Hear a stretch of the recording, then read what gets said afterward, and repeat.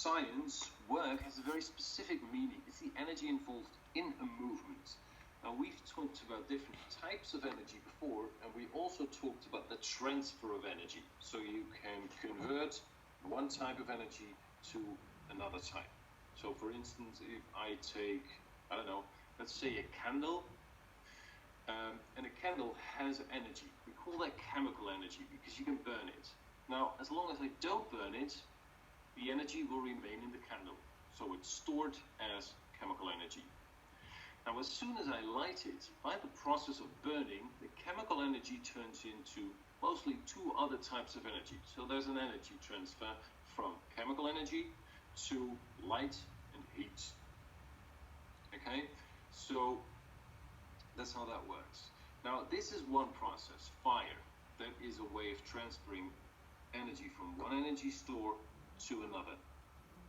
Movement. To be sure, and we'll get back to that at the end, not all movements involve energy, which is very counterintuitive. Potential energy, because I'm lifting it up. And we say I do work against gravity. We'll work out an example later. You could also push someone. That also means that I am exerting force to someone, which means that I'm transferring energy. That means I'm losing energy, he's gaining some. Another example would be if you push down the pedals of your bicycle, you do work against them. So you're actually transferring energy. You do that because you get tired, but you do move. So the energy transfer is the chemical energy in your body through motion and work goes to movement of the bicycle. So we say you do work.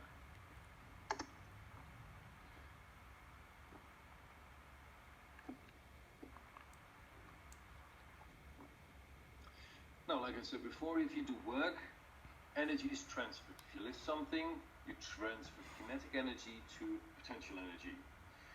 If you're pedaling on your bike, you go from chemical energy to kinetic energy. So if work is done, that means the energy is transferred.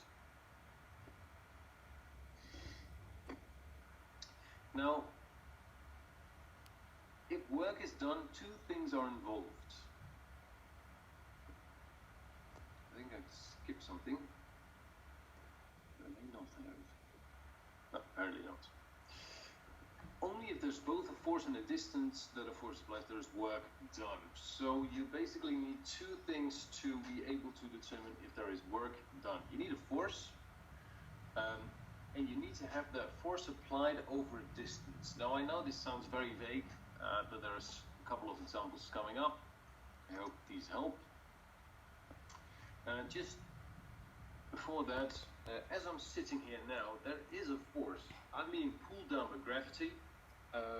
So the earth is exerting a force on me. I'm sitting on the chair, which means I'm pushing down. I'm exerting a force on the chair. But because I'm not moving, there's no energy involved, which makes sense because, like everything on earth, is being pulled down by gravity. But as long as it's not moving, there's no change in energy. So no movement means no work done, no energy transfers. Similarly, gravity force that pulls on many objects. So there's no energy transfer if they don't move with or against gravity. And also, if something moves without a force, there is no energy transfer.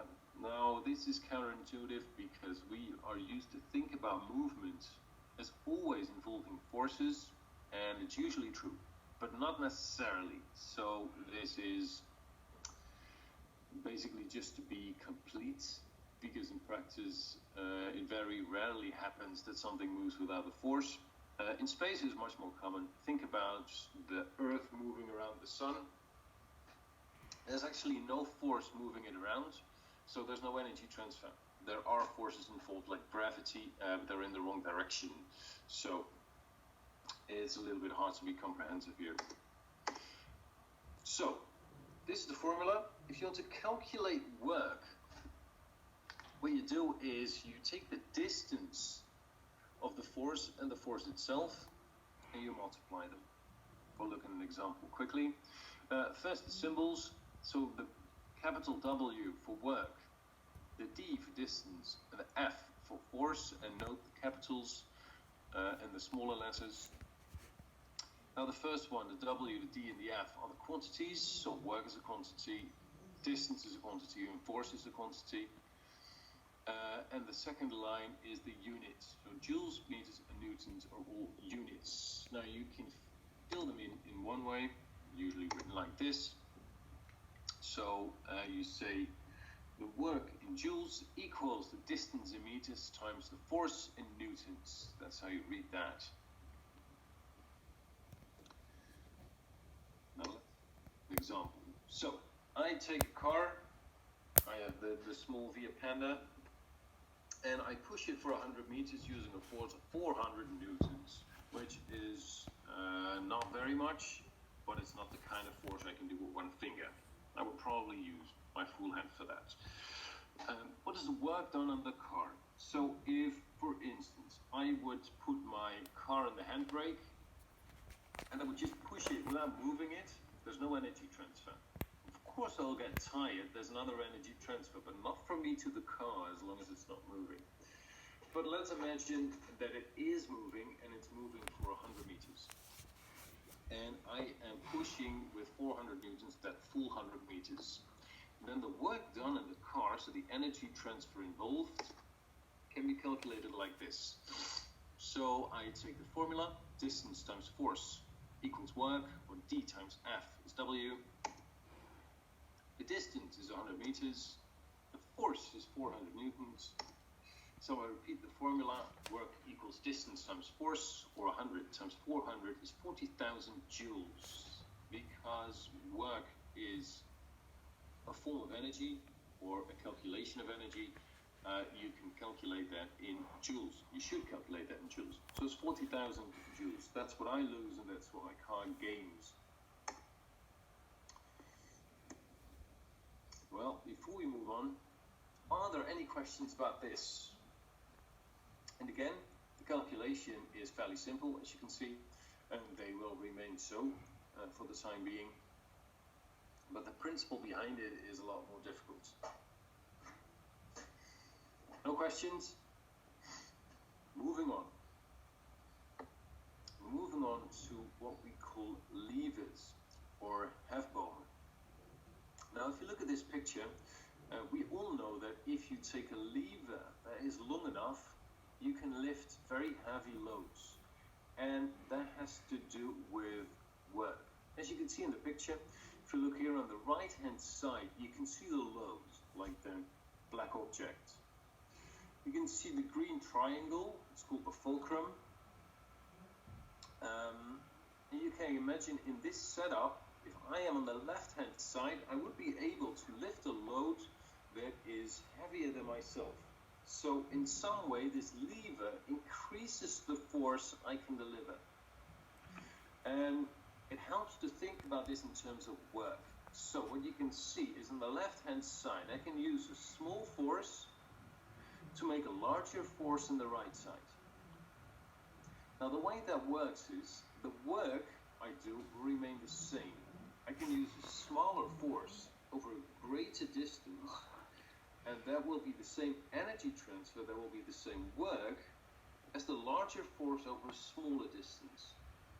Now this is just one example. I could have taken the example of, for instance, opening a bottle. So you wouldn't be able to pry off the stopper with your fingers, but if you use a bottle opener, you would be able to. That's because the lever helps increase your force at the cost of having to do a greater distance. But you know, the distance will become, with a bottle opener, will become this big, so it's not really a problem. So a lever uses a trick. You win force and you lose in distance. So for instance, if the force is 10 times as big, you'll have to move 10 times a distance that is 10 times greater.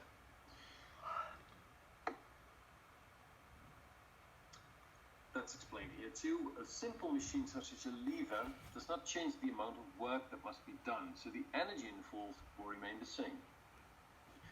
The machine simply provides a trade-off of effort, force, versus distance. So again, I need less force, but I have to move more distance. Now, this is not dissimilar from the gears on your bicycle. We all know that if you trade to a lighter gear, you need much less force to push down on your pedals. But you have to move a lot more, so you have to move quicker. So again, you have the trade-off there. You need less force, but you have to move more distance. I'm not talking about the distance you're traveling, I'm talking about the distance your feet are doing. Again, you can use a heavier gear, which means that the force is greatly increased, but you hardly have to move any distance, so you're going to move really slow, you're pedaling really slowly. So this is important about the levers, that you have a trade-off between, on the one hand, force, on the other hand, distance. Now, on the danger of overloading you guys, I know this is complicated.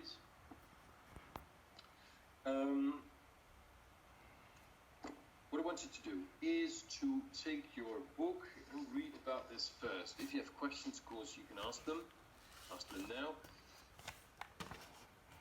If not,